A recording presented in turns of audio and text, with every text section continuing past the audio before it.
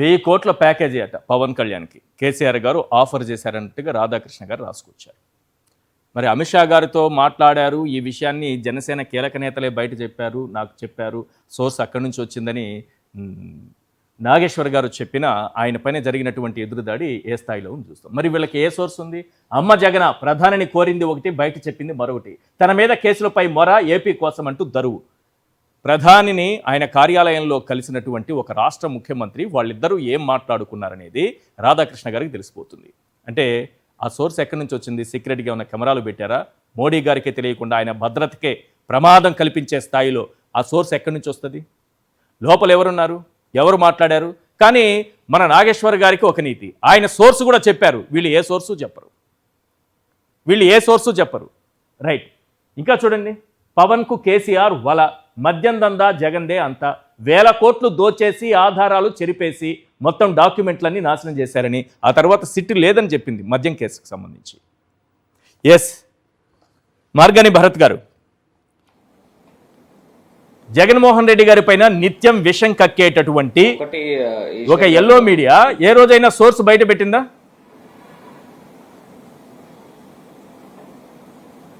ఇప్పుడు ఒక్కటండి, ఇక్కడ నిజంగా నాకు ఆశ్చర్యం అనిపించే అంశం ఏంటంటే, ఇవాళ ప్రజాస్వామ్యం బతికుందా లేదా అని అడుగుతా ఉన్నాం. అసలు నాగేశ్వర్ గారు మాట్లాడిన దాంట్లో అభ్యంతరం ఏముంది అని అడుగుతున్నాను. ఇప్పుడు నాగేశ్వర్ గారు చెప్పారు, ఆయనకున్న సోర్సెస్ ప్రకారం ఆయన ఒక జర్నలిస్ట్ గా అసలు right to freedom of speech లేదండి. అసలు నాకు అర్థం కాలేదు. It's an fundamental right. మనకి కాన్స్టిట్యూషన్ ఆర్టికల్ 19/1/A ఏం చెప్తుందండి? అసలు మీడియా ప్రతినిధులకే వాక్ స్వాతంత్రం లేదా? అసలు ఇప్పుడు ఆయన మాట్లాడిన దాంట్లో తప్పే ఉంది?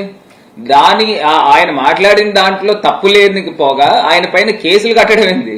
అది నిజంగా ఆశ్చర్యం. ఆయన ఏ సామాన్యమైన వ్యక్తి ఏం కాదే, ఆయన ఒక ప్రజాప్రతినిధి కిందనా? కాదు. ఇప్పుడు ఎవరున్నీ ఉండకపోని ఉండదు, పక్కన పెట్టేసేయండి. అసలు ముందర ఫస్ట్ సబ్జెక్ట్ పక్కన పెట్టండి. ఇప్పుడు ఆయన మాట్లాడిన దాంట్లో తప్పేమన్నా ఉందా అని అడుగుతున్నా. ఇప్పుడు ఆయన చెప్పిన అంశం ఏంటి? ఇప్పుడు ఆయనకున్న సోర్సెస్ ప్రకారం, ఆయనకు వచ్చిన ఇన్ఫర్మేషన్ ప్రకారం ఆయన చెప్పాడు. ఇప్పుడు నిజంగా ఇందులో అసలు విఘాతం ఎక్కడ ఉందని అడుగుతున్నా. ఇప్పుడు ఇదేమన్నా దేశద్రోహమా ఆయన మాట్లాడిన దాంట్లో? లేకపోతే ప్రేరేపించే విధంగా ఏమన్నా టెర్రరిస్టులు గానీ లేకపోతే నక్సలైట్లు గానీ ప్రేరేపించే విధంగా ఉందా? అసలు ఎక్కడ వీళ్ళకి అభ్యంతరం వచ్చింది? ఏ బేసిస్ లో వీళ్ళని కేసు పెట్టారని అడుగుతున్నా. ఇందులో జగన్మోహన్ రెడ్డి ముఖ్యమంత్రి కింద ఉన్నప్పుడు ఆయన ప్రధానమంత్రి గారిని కలిసేటప్పుడు ఆయన బయటకు వచ్చిన మరుసటి రోజే తీసుకుని వచ్చి వీళ్ళు పుంకాలు వార్తలు రాసేవారే. ఇప్పుడు వార్తలు రాసినప్పుడు ఎవరు చెప్పాలండి? ప్రధానమంత్రి గారు చెప్పాలా? లేకపోతే ప్రధానమంత్రి గారి యొక్క ఓఎస్డీ చెప్పాలా? లేకపోతే జగన్మోహన్ రెడ్డి గారు చెప్పాలా? ఇంకెవరు చెప్పాలి? లేకపోతే ఇప్పుడు ఆయన ఉత్తినే అనలేదు. అప్పుడు ఆ రోజుల్లో కూడా ఈయన ఇష్టం వచ్చినట్టు పేపర్లు రాసినప్పుడు ఈయన ఏమన్నా చైర్ కిందనో సోఫా కిందనో కూర్చుని వార్తలు రాసేసుకున్నాడా అని జనాలు కూడా చాలా మంది అనుకునేవారు. ఇవాళ సూటిగా ప్రశ్నిస్తున్నామండి. అసలు ఇవాళ ప్రొఫెసర్ నాగేశ్వర్ గారు ఆయన సామాన్య వ్యక్తి కాదు. ఆయన ఒక బాధ్యత కలిగిన ప్రజాప్రతినిధి కిందన ఎమ్మెల్సీగా పనిచేశాడు. ఎమ్మెల్సీగా పనిచేసిన వ్యక్తి పైన ఇవాళ తీసుకుని వచ్చి కేసులు కట్టుతుంటే ఆయన విత్డ్రా చేసుకుంటా ఉన్నాడు. నేను నిజంగా ఆయన మాట్లాడింది ఇప్పుడు మీరు ప్లే చేశారు, ఆ ప్లే చేసిన దాంట్లో తప్పేమన్నా ఉందా అని అడుగుతున్నా.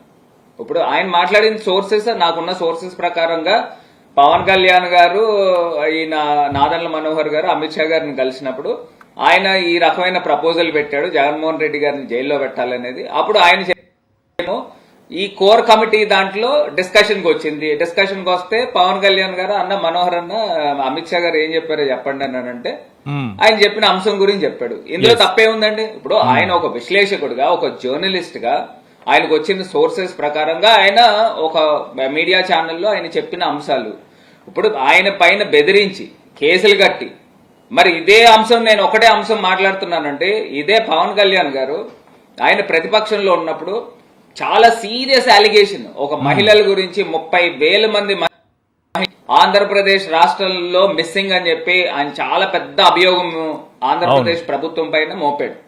నేను అడుగుతున్నా, 2 సంవత్సరాలు అయింది. 2 సంవత్సరాలు అయిన తర్వాత 30,000 మంది కాదు కదా, 3,000 మంది అమ్మాయిలనైనా ఈయన పట్టుకున్నాడా అని అడుగుతున్నా. ఈయన వెతికి పట్టుకున్నాడా అని అడుగుతున్నా. ఇప్పుడు ఆయన డిప్యూటీ సీఎం ఇప్పుడు ఉన్న పరిస్థితుల్లో, అప్పుడు ప్రతిపక్ష నాయకుడు కూడా కాదు, ఒక సినిమా యాక్టర్ గా లేకపోతే ఒక పార్టీ పెట్టుకున్నాడు. ఆయన సీరియస్ అభియోగాలు చేశాడు. మరి ఆయన పైన ఎన్ని కేసులు కట్టాలి? ఇప్పుడు ప్రొఫెసర్ నాగేశ్వర గారు మాట్లాడిన మాటకి ఈయన చెప్పిన పవన్ కళ్యాణ్ గారు ఇచ్చిన స్టేట్మెంట్ కి ఎంత తేడా ఉందండి? ఒక మహిళా లోకాన్నే ఒక ప్రశ్నార్థకంలోకి తీసుకుని వచ్చే విధంగా 30,000 మంది మహిళలు ఆంధ్రప్రదేశ్ రాష్ట్రంలో మిస్సింగ్ అనే ఒక పదం వాడాడు. అది ఎంత పెద్ద అభియోగం అని అడుగుతున్నా. ఇప్పుడు వీళ్ళ ప్రభుత్వం వచ్చింది, గత ప్రభుత్వంలో జగన్మోహన్ రెడ్డి గారి ప్రభుత్వంలో 30,000 మంది మహిళలు మిస్ అయితే ఈ 2 సంవత్సరాల్లో ఎంత మందిని వెతికి తీసుకుని వచ్చి పట్టుకుని వాళ్ళ ఇళ్లకు అప్పచెప్పారు? ఈ పవన్ కళ్యాణ్ గారు సమాధానం చెప్పాలి. అదే తప్పితే ఇప్పుడు నిజంగానే ఇప్పుడు ప్రొఫెసర్ నాగేశ్వర్ గారికి ఒక న్యాయము, పవన్ కళ్యాణ్ గారికి ఒక న్యాయం కాదు కదండి. ఇప్పుడు 30,000 మంది మహిళలు నిజంగానే తప్పిపోలేదు, లేకపోతే మిస్సింగ్ అవ్వలేదు అనుకోండి. నాగేశ్వర్ గారు ఏ రకంగా అయితే విత్డ్రా చేసుకున్నారో పవన్ కళ్యాణ్ గారు కూడా మీడియా ముందుకు వచ్చి గత ప్రభుత్వంలో నేను ఏదో కొంచెం నాగేశ్వర్ గారికి సోర్స్ ఉంది, 30,000 మంది మహిళలు ఖచ్చితంగా ఎవరు చెప్పారు, తన దగ్గర ఈ సమాచారాన్ని చేసుకోవాలి కదా, ఈ సమాచారం ఇచ్చింది ఖచ్చితమైన సమాచారం అని చెప్పడానికి నాగేశ్వర్ గారి దగ్గర సోర్స్ ఉంది. ఆ సోర్స్ తీసుకున్న తరువాతే ఆయన చెప్పారు ఆ మాట.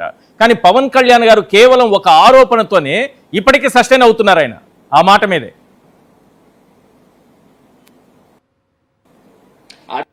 ఇప్పుడు నాగేశ్వర్ గారి మీద కేసులు కట్టారు,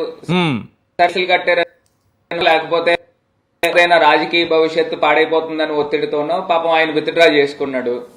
ఆయన విత్డ్రా చేసుకున్నప్పుడు మరి ఇదే సేమ్ లా పవన్ కళ్యాణ్ గారికి అప్లై అవ్వదా? భారతదేశంలో ప్రధానమంత్రి దగ్గర నుంచి సామాన్యమైన పౌరుడి దాకా అందరికీ ఒకటే చట్టము, ఒకటే న్యాయం. వీళ్ళకేమి కొమ్ములేం లేవు కదండి, వీళ్ళేం ఎక్కడి నుంచో దిగి రాలేదు కదా, అందరూ మనుషులే, భారతదేశ పౌరులే. మరి ఈయన 30,000 మంది అమ్మాయిలు మిస్ అయ్యారని చెప్పి ఒక స్టేట్మెంట్ ఇచ్చిన తర్వాత ఈ 2 సంవత్సరాల కాలంలో మేము ఇన్ని వేల మంది మహిళల్ని వెనక్కి తీసుకుని వచ్చాము, వాళ్ళ కుటుంబ సభ్యులకు అప్పచెప్పాము అని చెప్పేసి ఆయన రికార్డ్ ఆధారాలతో ఆయన చెప్పాలా? లేకపోతే జగన్మోహన్ రెడ్డి గతంలో 30,000 మంది కరెక్ట్ కాదు విత్డ్రా చేసుకోవాలి. గతంలో పవన్ కళ్యాణ్ గారు ఒక సభలో గుర్తున్నంత వరకు నేను అది కాసేపట్లో ప్లే చేస్తాను, ఆయన ఏమంటారు, నేను కేంద్రంతో చెప్పి జగన్ నిన్ను ఒక ఆట ఆడించకపోతే చూడు అని బెదిరించారు. ఆయనే చెప్పుకున్నారు స్వయంగా.